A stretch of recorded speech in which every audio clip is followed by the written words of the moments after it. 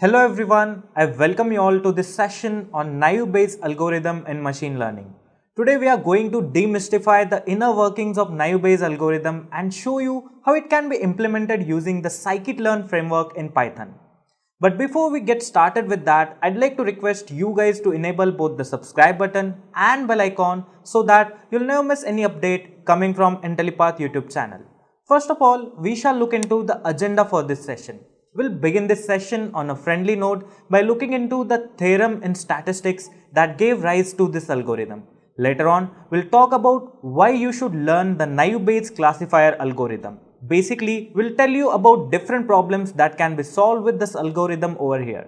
Then after that, we take the example of spam filtering to understand the basic logical intuition for naive-based algorithm and how exactly it works. Finally, we'll delve into the hands-on demo part where we shall code and implement this naive-based algorithm.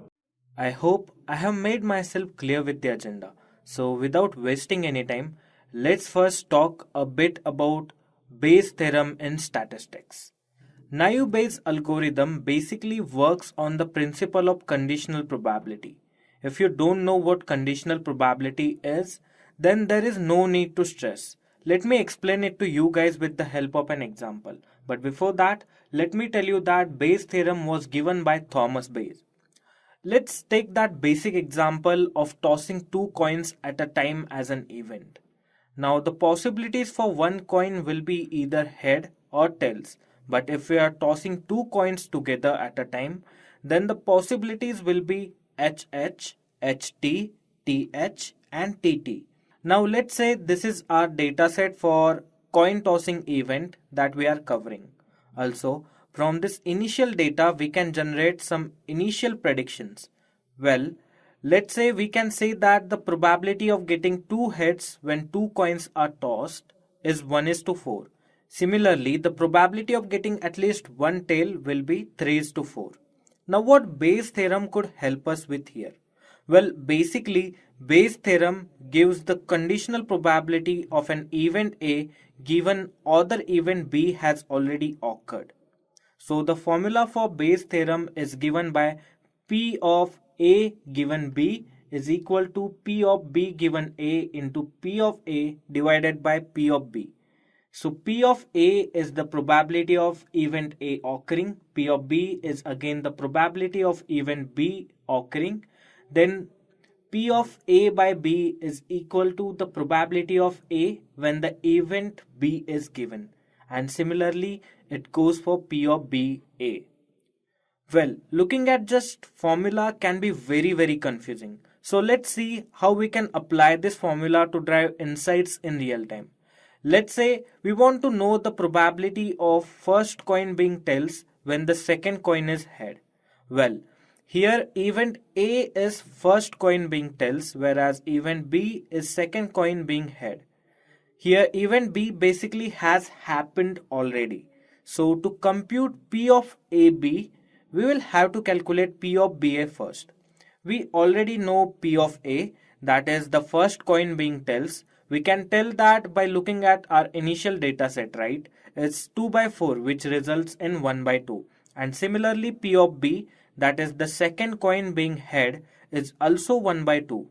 Now for probability of event B happening when A is given, we want to know the probability of the second coin being head when the first coin is tail. From data, we can again say that it will be 1:4 because there is only one such combination existing inside our sample space, right?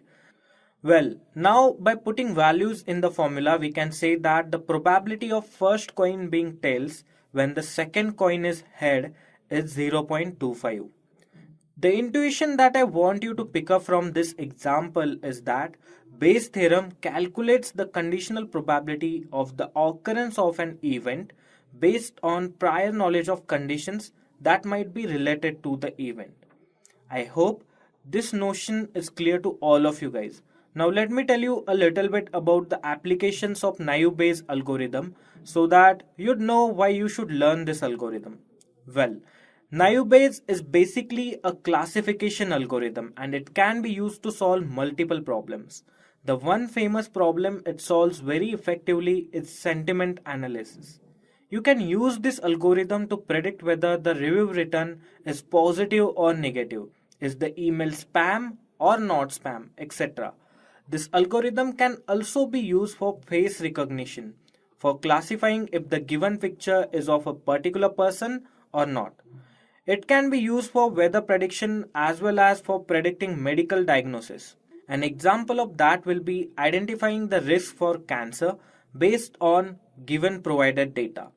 Well, for today's session, we are going to focus on email filtering classification problem. Let us begin by building a logical intuition. Remember, maximum times when people state that they want to learn naive Bayes, they actually want to learn the particular type of naive Bayes algorithm, which is known as multinomial naive Bayes. Today, with this session, we are just going to cover that itself. We'll cover the other type of naive Bayes known as Gaussian Bayes in the next session down the line. Imagine that we received normal emails from friends and family, as well as we also received spams. Spams are basically unsolicited advertisement, messages, or scams. And obviously, we don't want to spare our attention to these spam emails. So we want to classify emails into categories of normal and spam. Well, how can we do that? Now let's say we start tracking the common words used in the spam as well as normal emails. So spams are sent to get you to buy or market specific products or to get you to do certain activities, right? So of course, spam emails would include words such as shop, product, etc. And normal emails would include words such as dear, friend, brother, etc. What we do here is we combine this particular list of words and let's say it has nothing to do with whether the email is spam or normal, and we track their appearances across both spams and normal emails. We use histogram for that purpose. Next, we create two sections, one for normal and one for spam. And we put this histogram over here. Let's say this histogram over here roughly estimates the use of these particular words. For example, word shop has only been used once in normal emails. Word product has also been used once, and so on. Alright. Now by using this histogram, we can calculate the probability of seeing each word given that it was in normal email section. So the probability for seeing the word shop given that it is the normal email will be number of times this word appeared across all emails divided by total number of words in all normal emails. Let's say that we only have these many words represented on your screens inside our normal emails category. So the probability of seeing word shop will be 1 divided by 18. So the 18 is total number of words inside our normal category. Alright. So 1 by 18 will result into 0.055. Now let us put this value at the bar represent, and for word product, the probability of appearance will be again 1 by 18. So the output will be 0.055. So we'll put that on top of product as well. Now for deer, the probability of appearance will be 8 by 18, which turns out to be 0.44. For word friend, the probability of appearance will be 5 by 18, which rounds up around 0.27. Similarly, for the word brother, the probability of appearance will be 3 by 18, which falls down to number 0.166. Now, we move on to the spam email section. Here is a histogram for all the words that occur inside the spam section.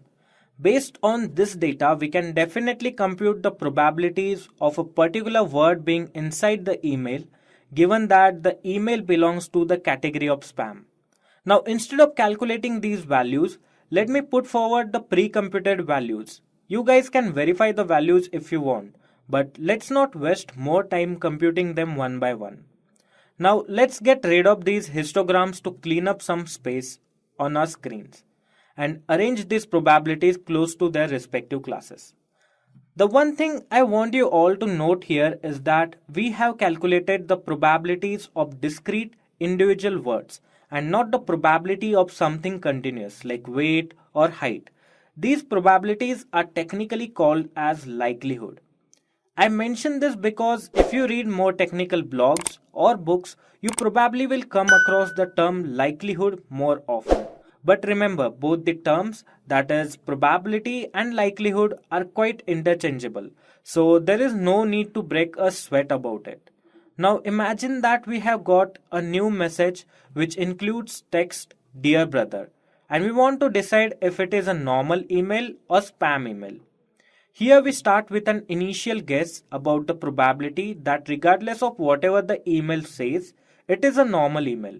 This guess can be any probability we want, but common probability is estimated from the training data.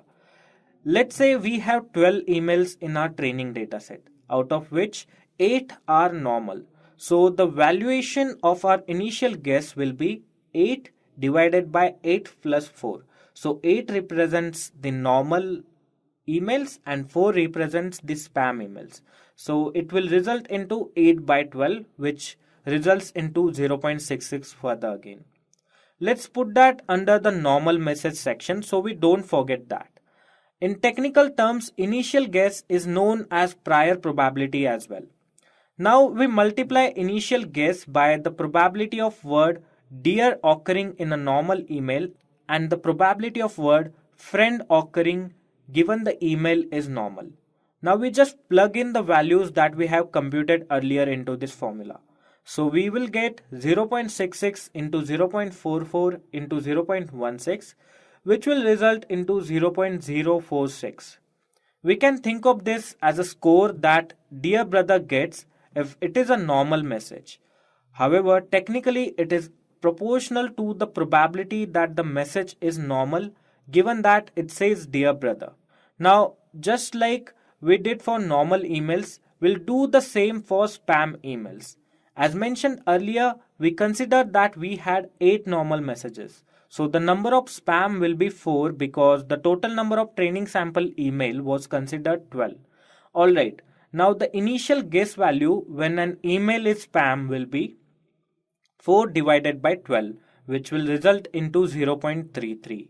Now the possibility of message containing words dear brother being spam will be an initial guess multiplied by probability of finding word dear in email given that it is spam message and probability of finding word brother in an email given that it is spam message will be equal to 0.33 into 0.125 into 0.062.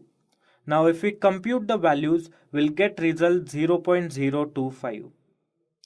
The value that we have got here is 0.0255 guys, which is quite less than the score that we got for class normal, right? So definitely from this we can deduce the email containing words dear brother will belong to the class normal. And in its very basic sense, this is how the naive Bayes classifier works for this particular problem. It tracks all the words across normal and spam emails.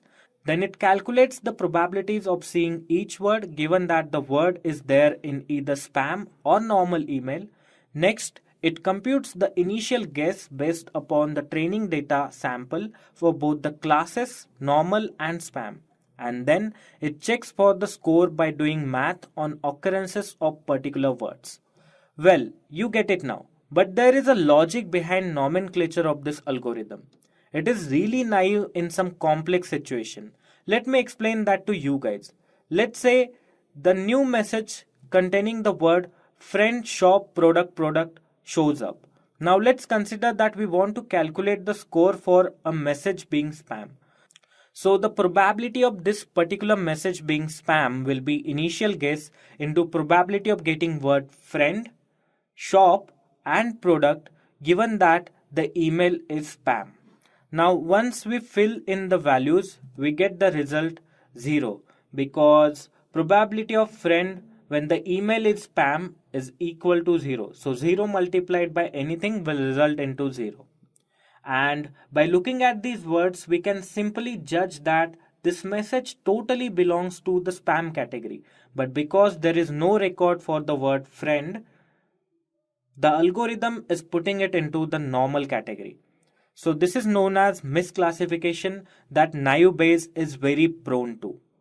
Now to remove such possibilities, what we do is we add one extra box for each word in the both spam and non-spam, that is normal section. So basically adding one extra sample will actually control the naiveness of our classifier. Now the probability for seeing the word friend when a message is spam will become 1 divided by 16 plus 5, which will be a non-zero value. And the 5 here will basically represent the number of extra samples or boxes we have added to the histogram. Alright, I hope this makes sense to all of you guys. Now moving forward, we'll use Scikit framework to develop naive based classifier of our own. I'm going to use this Kaggle dataset over here for spam filtering. Let's look at this data to know more about it. So I'm going to open this data card over here. So here you can see that data is part of column V1 and column V2. Other columns are just empty, plus 87% of our data belongs to ham, which means it's not spam, and 13% of our overall data belongs to spam category. Now I have already added this data over my Colab runtime environment by downloading it and uploading it to the Colab notebook. So you guys can do that as well by pausing the video so that you can keep up with me throughout the process ahead.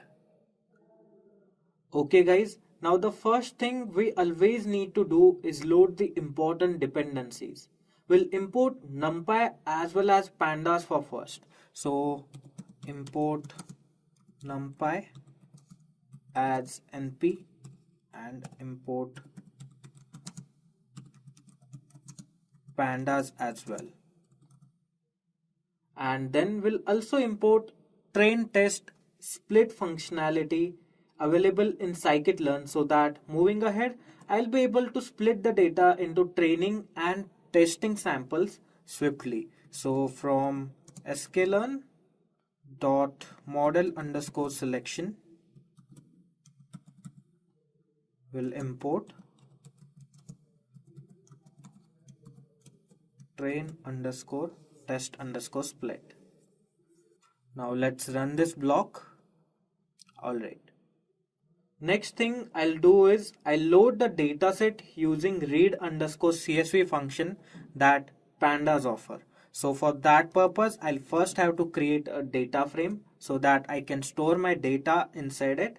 And then I'll use this pd.read underscore CSV function. And I'll pass the name of my file, that is spam.csv. And I'll use encoding as Latin 1. The reason behind using encoding Latin 1 is quite simple. By setting encoding to Latin 1, we can handle any special characters that may be present in the text. That's the only sole reason for using this kind of encoding. Now I'll run this command. And to see if we have got our data into our data frame or not, I'll use df.head command. And here you can see that our dataset has been loaded successfully into our console. You can see that our data contains label variables as well as the textual data or the emails or text that has been sent by people, and it has been labeled as ham or spam. So basically what ham represent is the message is not spam, and what spam represent is that particular message is spam. Besides that, you can see that there are few columns that contain nan entries such as unnamed 2, 3 and 4. We'll have to deal with these columns for first. So what we'll do is we'll remove these columns. We'll use df.drop function for that purpose, and we'll pass the array or list containing the names of these columns, and the names are unnamed 2,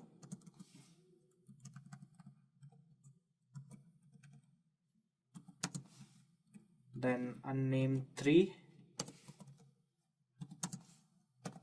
and then unnamed 4. And we'll make sure that we set access equal to 1 so that these columns get removed from our data frame. And here you can see that these 3 columns have been removed from our data frame. Now the next thing that we'll do is we'll terminalize our columns better. Here you can see that our columns have been named as V1 and V2. So instead of that, we'll name this V1 as label and we'll name this V2 as text. So let's do that. For that purpose, we'll use the columns attribute of data frame and we'll set the column underscore names as label and text. So let's do that quickly. df dot columns equal to label comma text. Okay, so the reason behind this error is we have not saved this data frame to its current state, so we'll have to save it. Now let's put that command again. So again, df dot column is equal to these particular names, label and text.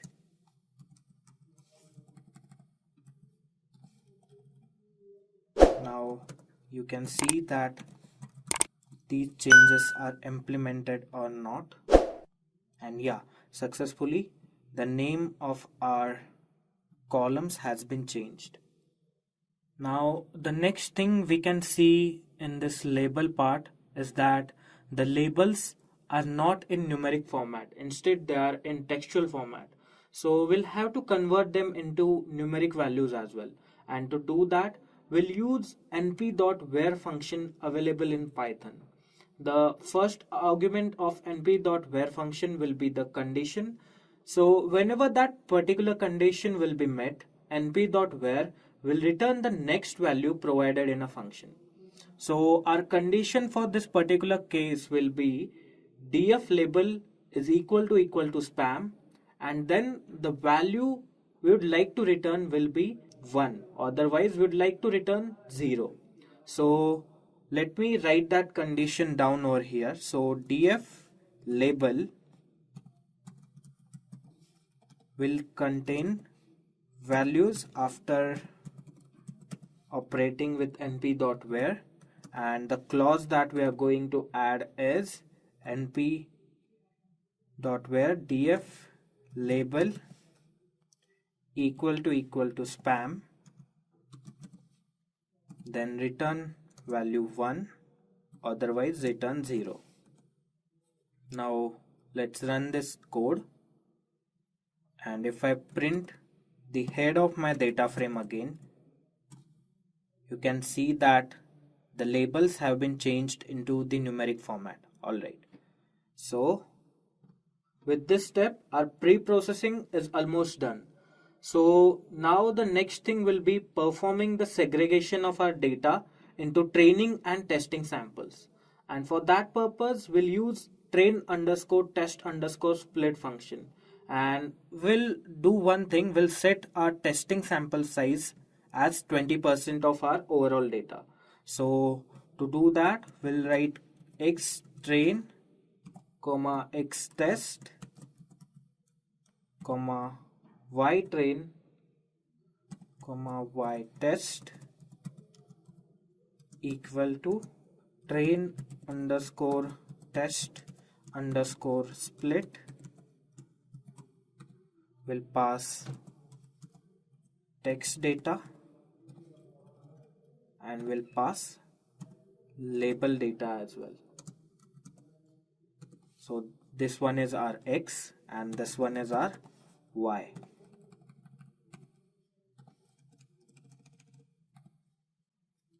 The test size, as discussed earlier, shall be set to 0.2, which is 20%, and we'll set random state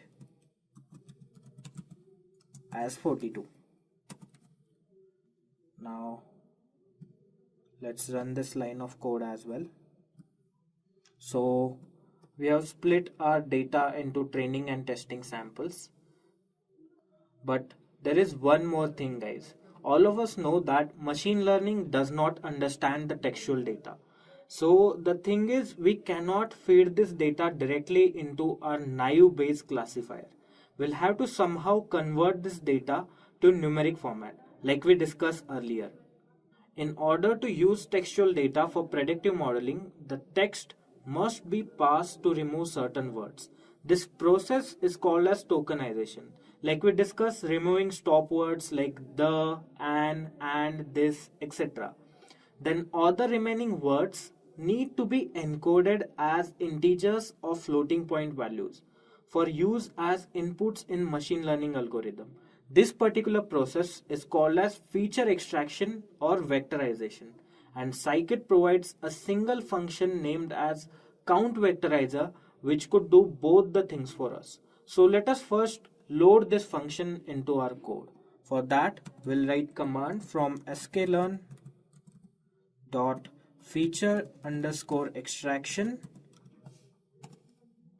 dot text import count vectorizer, and we'll create the instance of this vectorizer. Now, so guys, basically this method will convert the given textual data into a sparse matrix by counting the occurrences of each word across each row of our textual data. And to achieve the tokenization, it provides certain hyperparameters such as max df and minimum df as well as stop words. With the help of these parameters, we can remove the most awkward keywords or particular list of keywords that we don't want our model to learn. So for this particular example, what we'll do is we'll use max df, and so for this example, we'll use the max df. So max df and minimum df are used to remove the most awkward keywords or minimum awkward keywords by setting some sort of threshold. Probably the maximum repeated words which will come frequently are stop words such as a, and, the, this, that, etc. So we want to remove them from our data set. So what we'll do is we'll set our threshold to 75% and we'll add this max df argument to this function. Now we'll use fit underscore transform method to convert our text data into a sparse matrix. So x underscore train equal to vectorizer dot fit underscore transform, and again we'll pass the x train.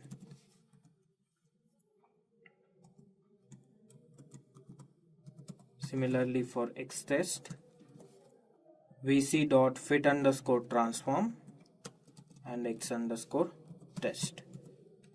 So basically this will convert our textual data into the numeric data over here. Now let's run this part of code. Alright. Now we have converted our data into numeric format, or our textual data into the numeric format. So it's time to apply our naive Bayes classifier. We are going to use multinomial NB instance for naive Bayes over here, and then we'll perform the training. So first of all, let me load this naive Bayes classifier from sklearn dot naive underscore Bayes import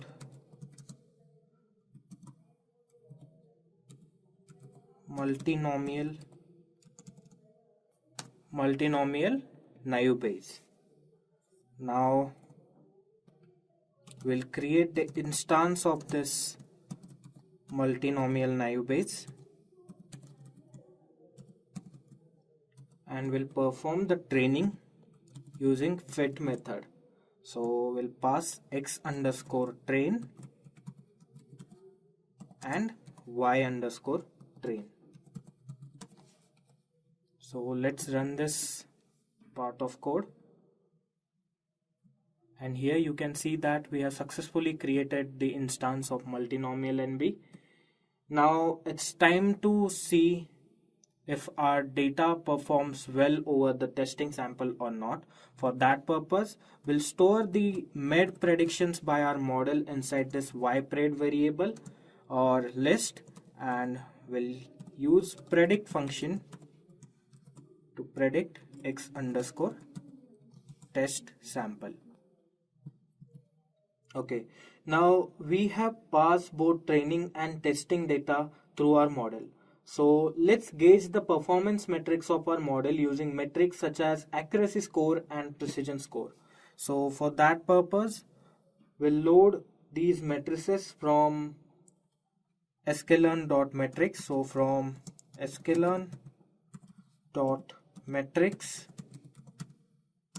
import accuracy underscore score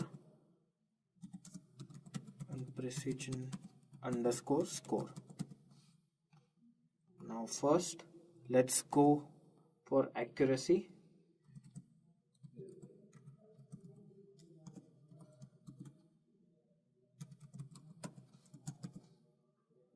Y test comma ypred. So here you can see that our accuracy score is 98%. Similarly, let's check the precision as well. So precision underscore score will pass the testing and predicted results.